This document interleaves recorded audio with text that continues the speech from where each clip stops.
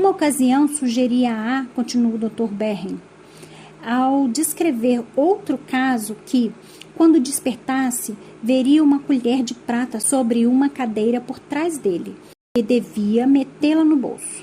Ao despertar, ele não se virou e assim não viu a colher, mas havia um relógio sobre a mesa de frente dele. Eu havia, além disto, sugerido a alucinação negativa de que ele não veria ninguém e estaria sozinho no aposento. E isto foi o que aconteceu. A ideia de roubar, que eu lhe sugeri em relação à colher, entrou em sua mente e ele a relacionou com o relógio. Olhou uma e outra vez para o relógio e então disse: não seria isso roubo? E deixou-o. Se a sugestão para roubar a colher tivesse sido repetida de modo imperativo e incisivo, comenta o Dr. Berren, não há dúvidas de que ele teria praticado o ato. Eu tive ocasião de hipnotizá-lo mais tarde e sugeri-lhe autoritariamente: ponha a colher no bolso, você não pode deixar de fazê-lo. Ao despertar, ele viu a colher e hesitou um pouco e disse: meu Deus, isto é o que há de pior, e meteu a colher no bolso. O Dr. Alfredo Achaval, psiquiatra argentino, que tomou parte de uma mesa redonda sob os auspícios do Departamento de Jornalismo da Universidade de Buenos Aires, asseverou que o hipnotismo é um instrumento extremamente perigoso, porque a pessoa pode utilizá-lo para obter resultados ilegais ou imorais. Por exemplo, o Dr. Heinz menciona em seu livro O Hipnotismo e Criminalidade o caso de um roubo num banco de Copenhague, cometido sob a influência hipnótica de um amigo, o casamento sob sugestão hipnótica no caso da baronesa Kicinski von Zedlitz e, posteriormente, a confissão sob hipnose por parte de uma pessoa inocente de um crime que ela não cometera, como o incêndio do Reichstag em 1913. Ele se referiu também a Masnet, que em seu livro Sonambulismo Induzido sustenta que o hipnotismo responde por toda atividade mental ou física do paciente.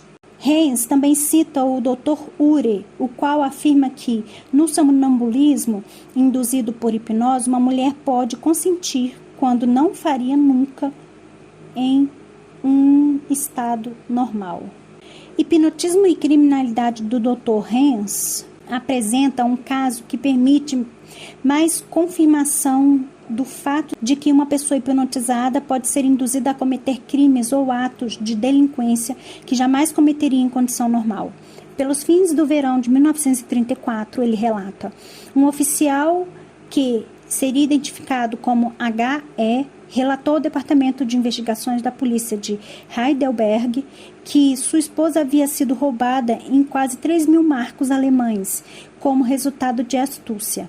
Ele cria que o praticante do crime era um homem que se havia apresentado à sua esposa como um médico sobre vários nomes fictícios, mas cujo propósito real não era conhecido por ele nem por sua esposa.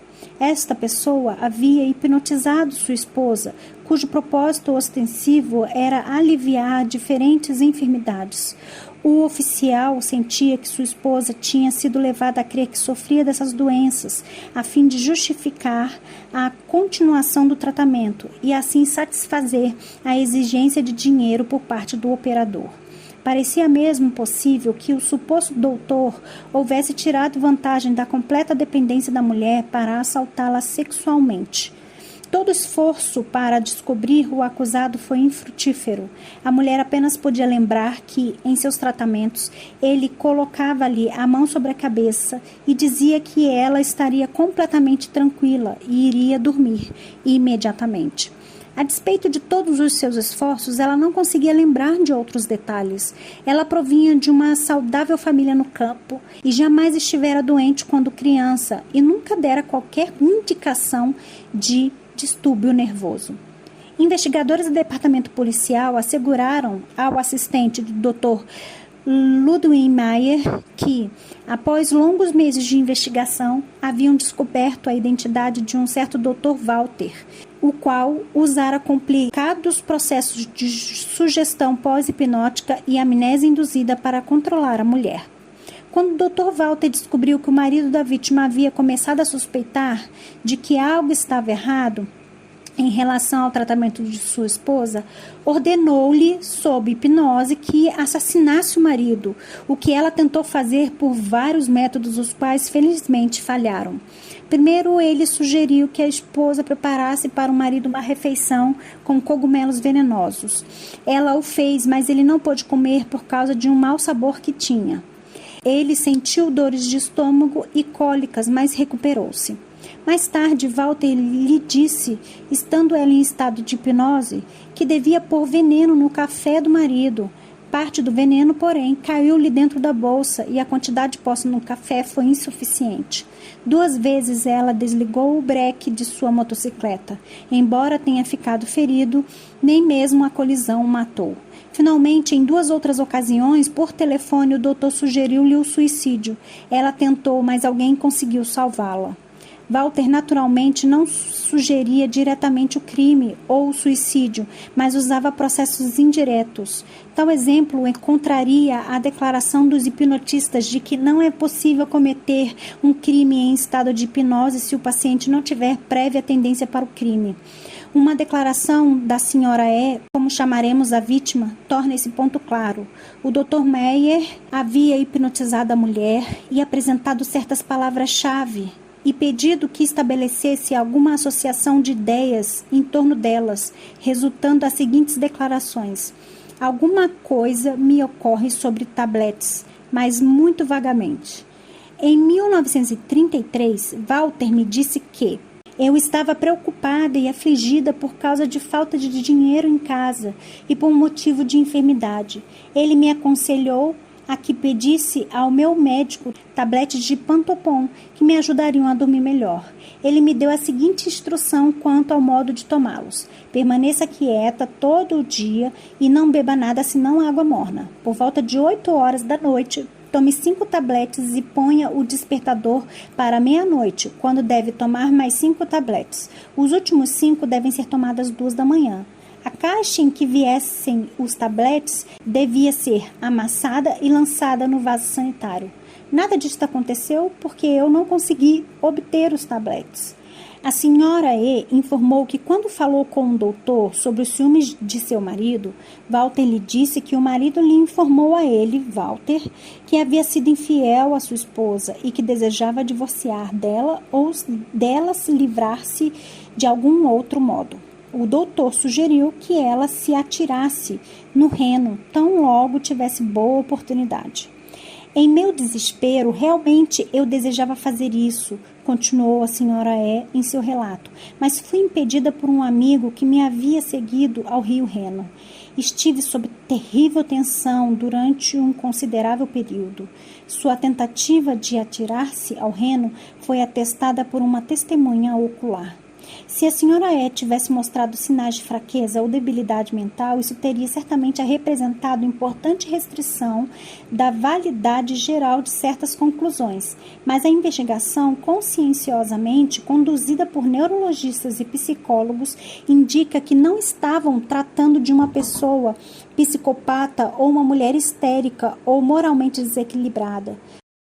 Especialistas da Clínica de Mulheres e Clínica Neurológica da Universidade de Heidelberg, bem como da Clínica Psiquiátrica de Freiberg, juntamente com os outros especialistas consultores, concordam que essas conclusões excluem a possibilidade de que a senhora E pudesse ser desequilibrada e morbidamente sugestionável.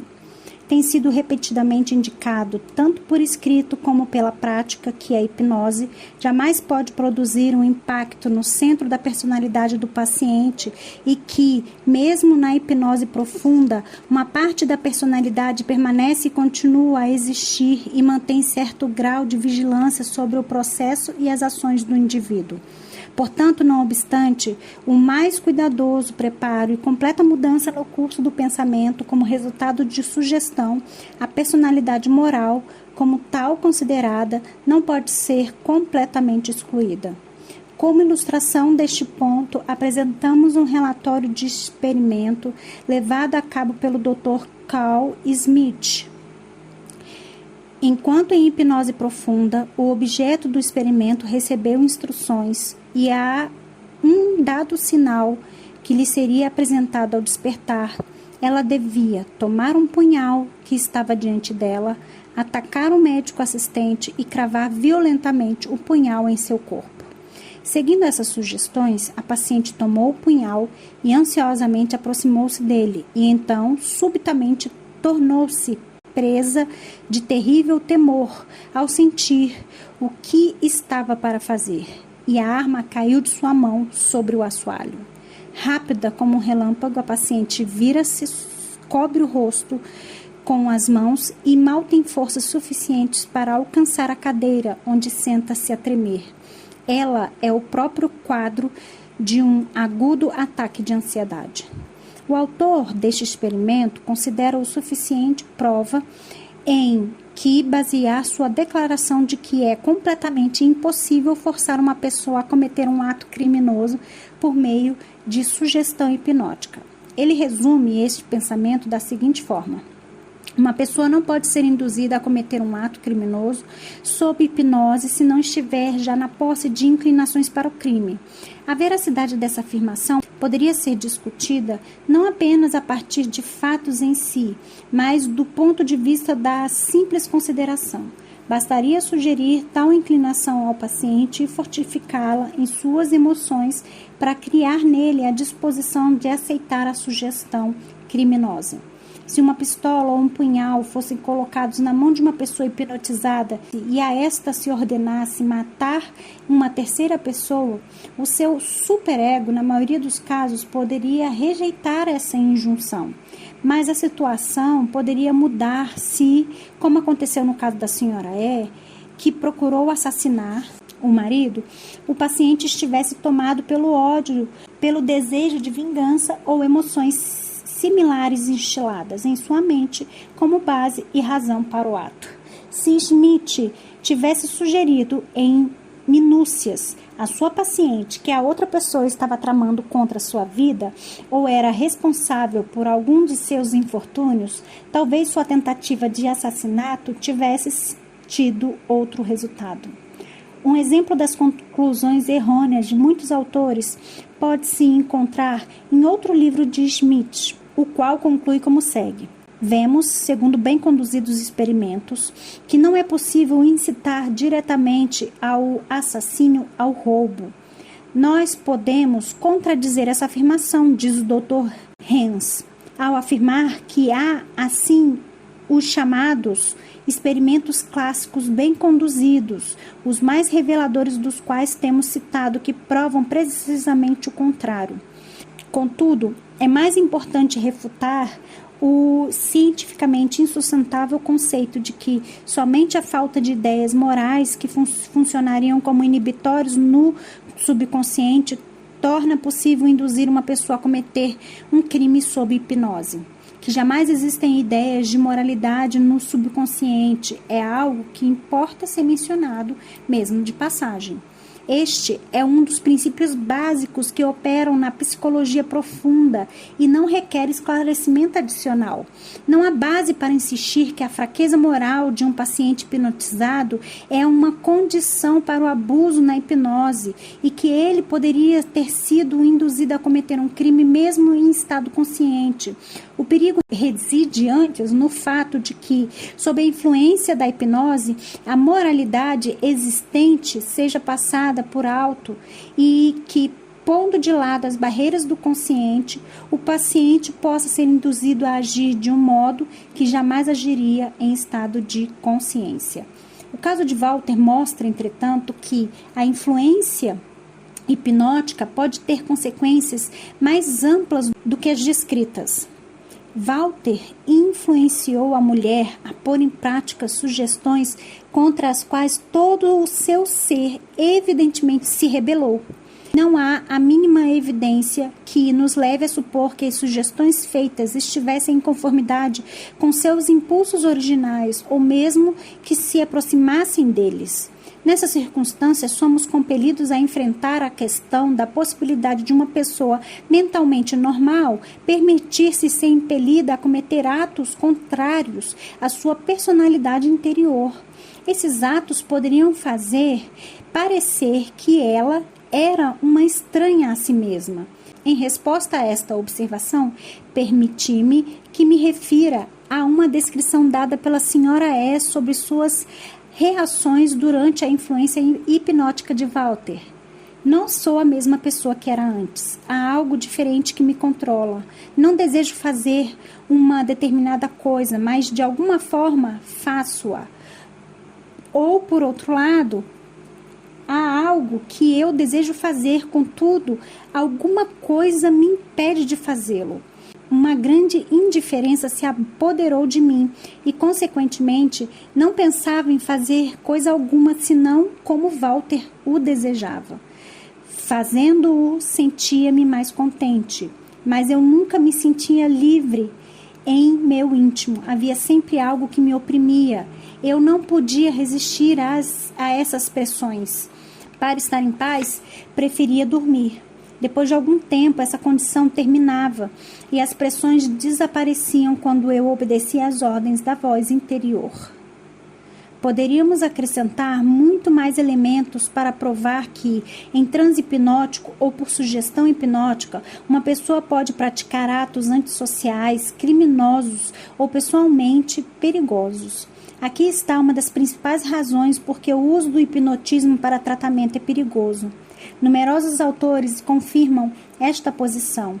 Por exemplo, André Salter, sobre os perigos morais do hipnotismo. Tratando da hipnose apenas em seu aspecto de condicionamento, podemos ver que deve ser possível conduzir comportamento antissocial num paciente. Encontro-me de acordo com Holland, Wells e Brennan, de que, mediante procedimentos adequados, que não precisam necessariamente ser sutis, pode-se fazer que pessoas hipnotizadas realizem atos antissociais até o ponto mesmo de prejudicarem criminalmente tanto a si mesmas como a outros.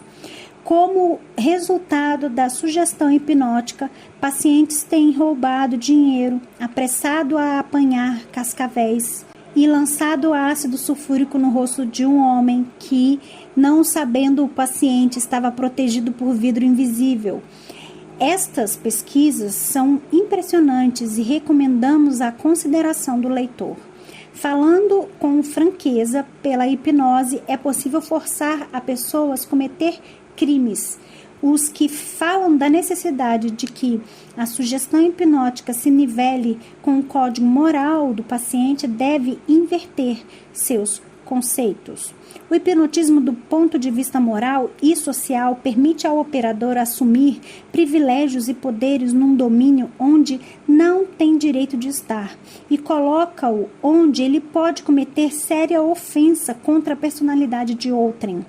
Para o paciente, significa a perigosa renúncia de sua vontade e a entrega de sua liberdade e responsabilidade, coisa jamais feita sem risco.